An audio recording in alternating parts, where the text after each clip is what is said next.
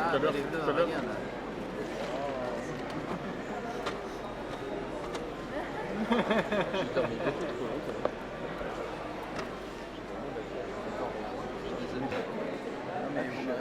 Il semblerait que nos camarades dessinateurs ne soient pas venus cette année. Heureusement, les super-héros de Thunder City et de l'association Elonan Comics sont là pour remédier à la situation. Bonjour Doc Magic. Bonjour Bestiole. Bonjour Chémy, notre dessinateur préféré. Bonjour Bestial. Comment allez-vous bien? Est-ce que tout se passe bien pour vous à la couture? Très bien. En parlant de couture, je commence à avoir les coutures qui craquent. Qui craque? Tout ça à cause de mes biceps saillants. Qu'est-ce qu'on a de beau aujourd'hui à se mettre sous la dent? Le volume 3 d'Elonan Heroes. Lisez Elonan Heroes. Un bien. univers de super-héros humoristique, mais pas que, avec beaucoup d'émotions, beaucoup d'action, beaucoup de suspense. Et beaucoup de dessinateurs Et sexy. beaucoup d'amour. Et beaucoup d'amour, avec un grand H comme humour.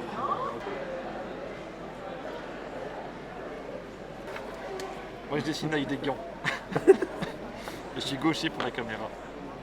Qu'est-ce que tu racontes? Quoi, tu fais une crapette avec El Trasher?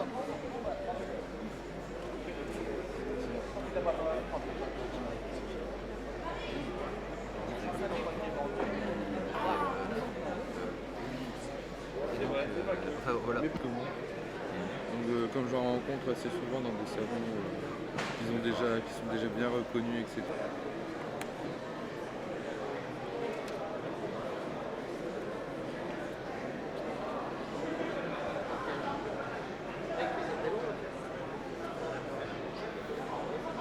Pour de donner des coordonnées parce que ça peut être.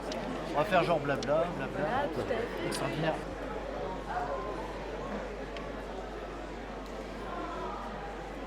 Ah ok. C'est Et comme il récupère aussi sous de collection de... Enfin, il y a eu très peu de qu'on fait sur l'île de la Réunion. Après, il y en a qui sont partis dans les montagnes. parce que, vous savez, là-bas, les élèves m'ont fait une réflexion. Parce qu'il y avait une cartouche, nous sommes où? Et là, il y a l'église du curé des esclaves, on dit, et il était de Oui. Mouchin, pas loin d'ici. Il était parti à la Réunion. Ah oui, Voilà. voilà. J'habite. Ce qui est intéressant qu'on voit, mais qu'on ne sait pas.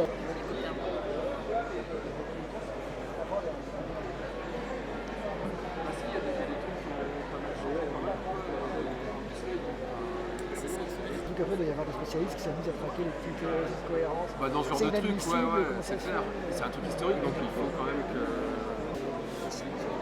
C'est pour. En fait, il y a. Mais je mets à quel prénom?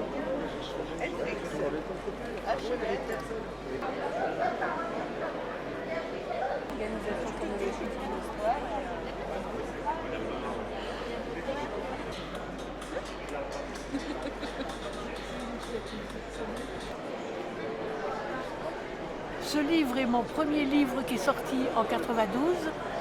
J'avais envie de retrouver les écrivains paysans et pour y accéder, il fallait être agréé avec un bouquin.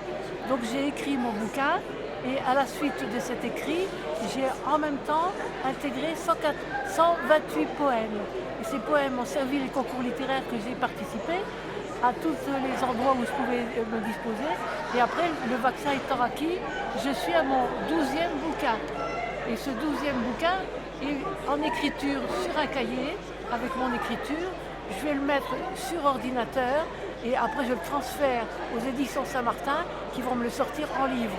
Donc ça c'est le parcours d'un écrivain, mais il faut bien se dire qu'il faut sortir, il faut prendre contact, il faut écouter les autres et avec une bonne mémoire, on fait de très belles choses. Je vous remercie de m'avoir écouté.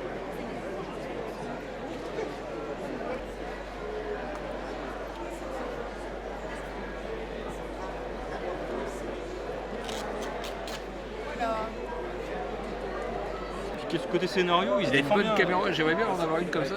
Il se défend bien. Et Ouais. il paraît que Spielberg avait lu avec beaucoup d'intérêt ses bouquins. Il aimait bien sa façon de filmer. Ouais.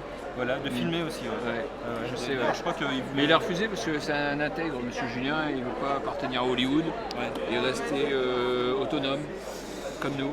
C'est ça, hein. Bon, on vit dans la dèche, mais être autonome, c'est Mais bien. être autonome et intègre. Ouais. On coupe, coupez. Tiens. Sur internet, tu vois.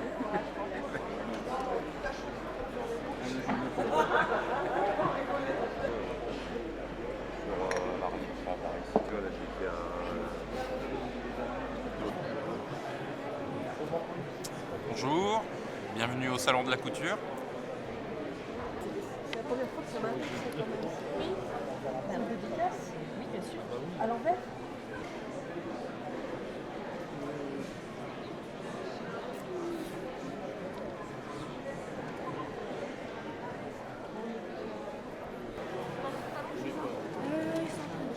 Je le prendrai comme ça, c'est ici à l'envers. Alors déjà, tu vois, avec mes vis, je me...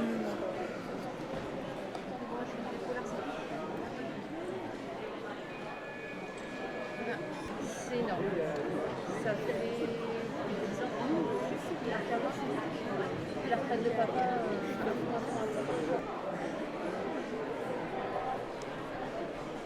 Bonjour, je suis écrivain de fantaisie humoristique.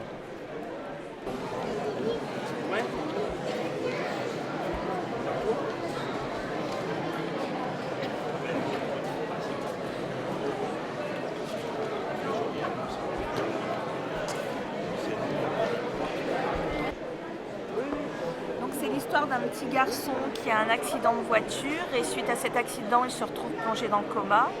Suite à cela il se réveille non-voyant et à une nuit de pleine lune il est appelé par ses ancêtres qui sont au royaume des ombres qui vont lui conférer certains pouvoirs pour mener à bien une enquête sur un trafic d'objets d'art entre la France et le Mexique. Et donc, comme le personnage est non-voyant, la Bibliothèque nationale de France a proposé à mon éditeur de mettre le livre en braille. Donc voilà le résultat et je suis très fière de ça parce que ça permet à toutes les personnes voyantes ou malvoyantes d'avoir accès à cette lecture. Donc c'est le groupement des intellectuels aveugles et amblyopes de Toulon qui a transcrit ce livre en braille. Il est également accessible en gros et très gros caractères et en CD audio. Voilà. Merci à vous.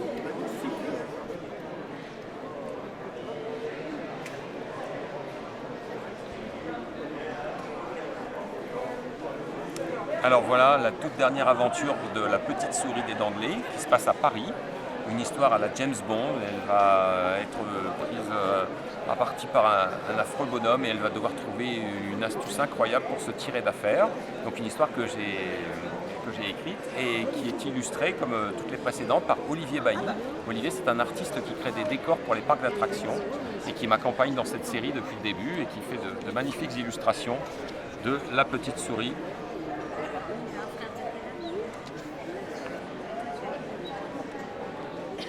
Dans cette histoire, on va pouvoir découvrir tous les monuments parisiens et la petite souris qui va encore trouver une histoire, une astuce incroyable pour se tirer d'affaire.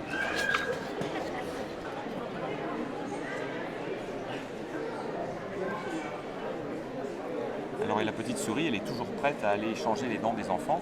Elle a toujours sur elle le fameux petit sou à apporter sous l'oreiller en échange des dents tombées. Le véritable sou de la petite souris.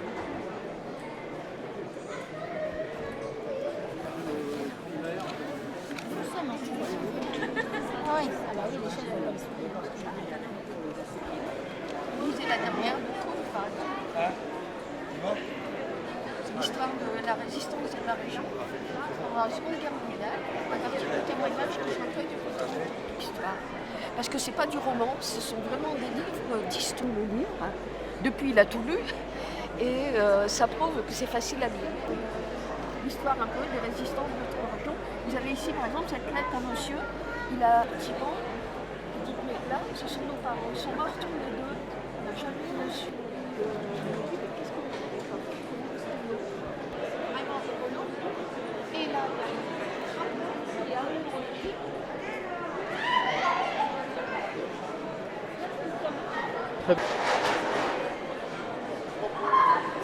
C'est là qu'il faut regarder en fait.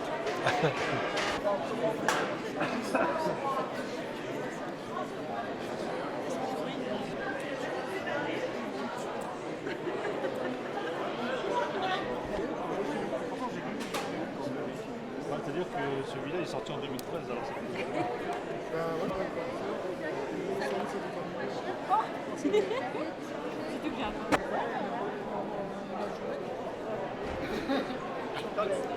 Les femmes qui sont mortes. Je pense que le combat va être éternel. Voilà, on est parti dans la philosophie. Donc non, c'est même pas la voilà. philosophie, c'est la réalité.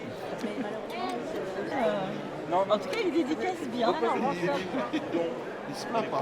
Il se plaint pas, il est de bonne humeur. Voilà, il lui manque des 50 centimes à chaque fois. Il est de bonne compagnie. Donc, voilà. Attendez, je suis en train de faire 36 000 choses en même temps. Je réfléchis pas dédicace. Voilà. Non, tu peux le regarder si tu veux. En fait, c'est ma voisine qui me déconcentre. C'est pas vrai, il est très très concentré. Je suis un homme, je peux pas faire 36 000 choses en même temps. C'est là l'infériorité des hommes. C'est ça. Ça, c'est mon tâche. L'une, c'est aussi des légendes.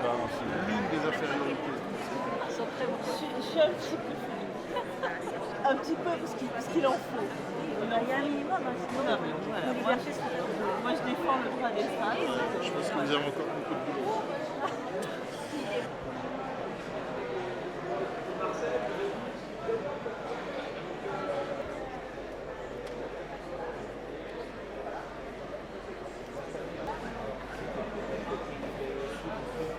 C'est pas cher.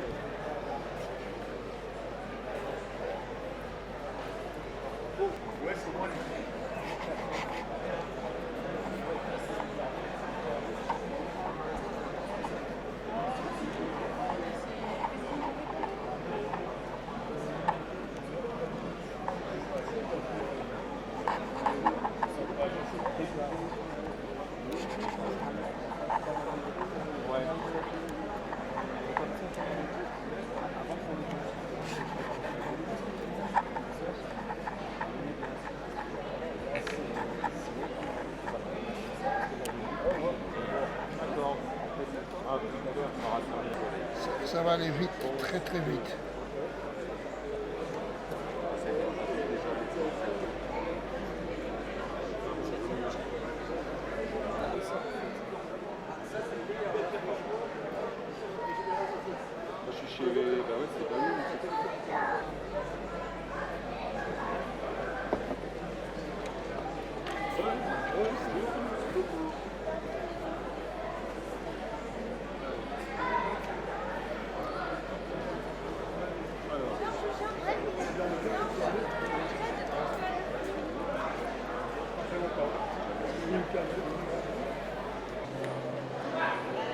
Alors un roman, d'abord un roman intimiste, c'est-à-dire qui parle de moi bien sûr, parce qu'il faut bien, non pas un héros, mais un personnage, et un roman, mais qui pourrait concerner tout le monde. C'est un livre qui s'adresse à tous ceux qui ont été enfants, et qui peuvent se souvenir surtout, et se rappeler qu'ils ont été des enfants. C'est la petite enfance. C'est un livre qui commence à ma naissance, et qui se termine à l'âge de 10 ans. Un âge où l'on a toutes ces émotions, où l'on n'apprend pas de façon intellectuelle, mais on apprend par l'observation, par l'écoute, par le toucher, par tout un ensemble de sensations qui créent tout à la fois des grands élans de tristesse, mais aussi des grands élans de joie. Et c'est cela que j'ai voulu me rappeler, ressortir, parce que évidemment tout cela est enterré en moi, mais est enterré en tout un chacun. Et c'est ce que peut-être j'ai voulu faire en sorte que chacun ressorte ce qu'il a en lui-même et puisse prendre du plaisir à la lecture de ce livre, qui n'est pas ma propre histoire bien sûr, mais l'histoire de tout le monde. Et c'est à tout le monde que je dédicace ce livre. Voilà, c'est le principal, l'essentiel de ce livre. Mais c'est aussi une grande fresque des années 50, puisque je suis né en 50, le livre commence en 50, il se termine en 60. C'est une fresque d'une petite ville de province, Béthune, riche, où il n'y a pas les mêmes problèmes qu'une ville de notre époque, mais une ville aussi où la vie est dure. Voilà, la vie est dure.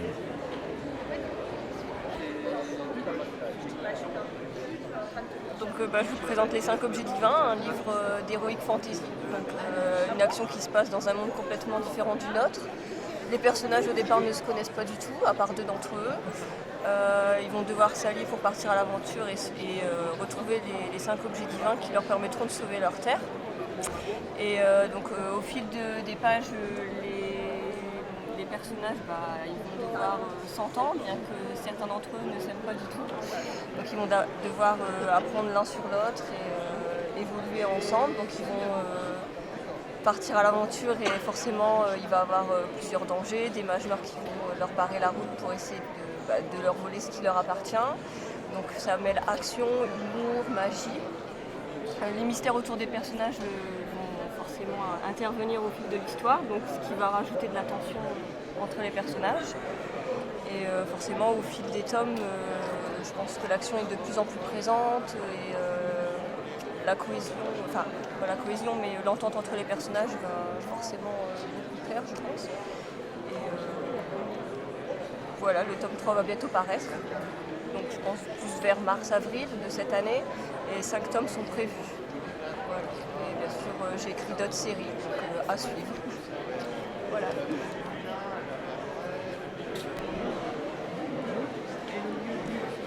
Imaginez, vous êtes au bord de la mer, vous écoutez le vent, vous regardez la mer. Ô Aristis, quand le vent et la mer, sous la nue, à la sable, répètent leur histoire avec aise et candeur. Ils comptent, elles racontent espace et profondeur, exultent les embruns en verve intarissable. Quand la vague et le flot, sur le grand lit de sable, s'étreignent librement, amoureux, sans pudeur, elles roulent, ils s'enroulent, osant grâce et ardeur. L'eau Aristis devient plaisir impérissable, l'onde mystérieuse amante de secrets, et l'autan vagabond au doux parfum discret, brasse, s'embrasse, bien ainsi jusqu'au rivage. Alors, une dentelle, éphémère frisson, et ses frisolies d'ange, inaudible chanson. Cours, parcours seul un littoral sauvage.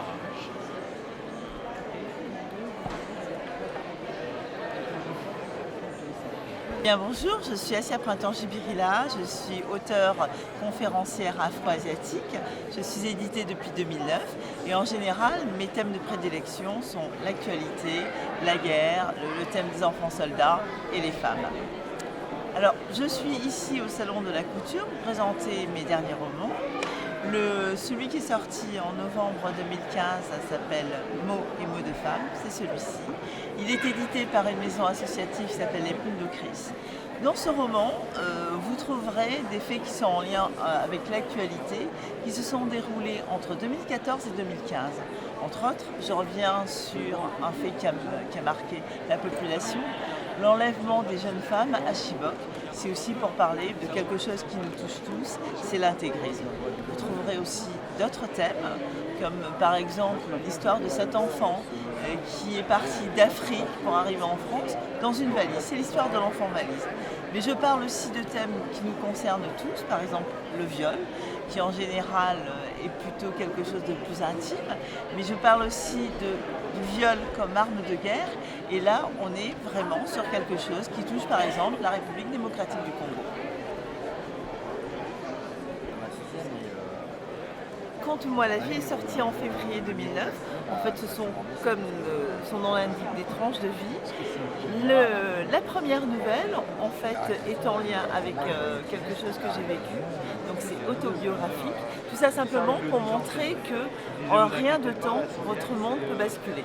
Je vous le conseille, 4 nouvelles intéressantes, surprenantes. On parle aussi de la problématique des migrants et je rends hommage aux victimes de novembre 2015 et à tous les gens qui sont victimes de terrorisme dans le monde. Merci.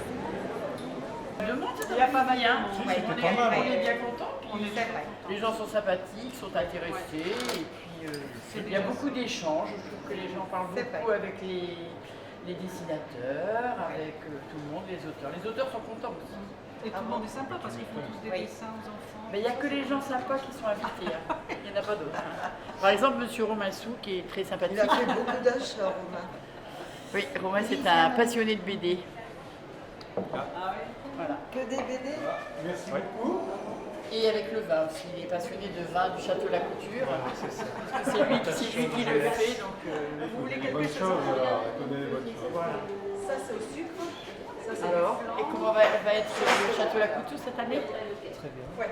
Très bien, il va avoir quel goût? Banane, framboise? Château La Couture sur Côte de Bourg, banane, framboise. Pour Madame Banane, je vous en prie. Il faut refaire du citron. Ah, la tarte au citron est trop vite partie. Il n'y en a plus. Eh bien écoute, Michel, tu sais ce qu'il te reste à faire ce soir? J'ai plus de citron. Pour 14,22 €, tu vas nous faire ça fait plaisir qu'appeler, moi. Ah bah ouais, non. Café, oui. C'est la pâte.